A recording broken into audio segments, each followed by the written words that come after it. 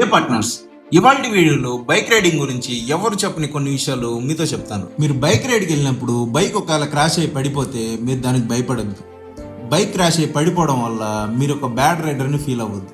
అది జస్ట్ ఒక ఎక్స్పీరియన్స్ మాత్రమే. మీరు బైక్ డ్రైవ్ ఎంత బాగా చేస్తున్నారనేది మీ స్కిల్ మీద బేస్ అయి ఉంటుంది, కానీ మీరు పడిపోవడం వల్ల అయితే కాదు. అదేంటన్నా ఎక్స్పీరియన్స్డ్ రైడర్స్ పడిపోరు కదా అని అంటే దాంట్లో అయితే నిజమైతే లేదు. ఎక్స్పీరియన్స్డ్ రైడర్స్ కూడా అప్పుడప్పుడు పడిపోతారు. మీరు పడిపోవడం వల్ల ఏదో తప్పు చేసినట్టయితే ఫీల్ అవ్వద్దు. పడిపోవడం వల్ల మీ స్కిల్ అయితే పోదు, మీరు ఇంకా మంచి రైడర్ అవ్వడానికి హెల్ప్ అవుతుంది. చాలా రైడింగ్ గ్రూప్స్లో బైక్ నుండి ఎవరన్నా పడిపోతే వాళ్ళని చూసి నవ్వడం కానీ ఎగతాళి చేయడం కానీ చేస్తూ ఉంటారు.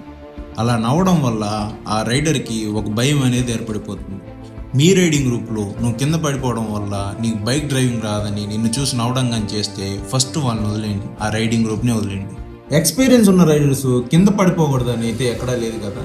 మనం ఇక్కడ తెలుసుకోవాల్సిన ఇంపార్టెంట్ మ్యాటర్ ఏంటంటే ఆ ఎమర్జెన్సీ సిచ్యువేషన్ని మనం ఎలా ఫేస్ చేస్తాం, ఎలా ట్యాకిల్ చేస్తాం అనేది ఇంపార్టెంట్.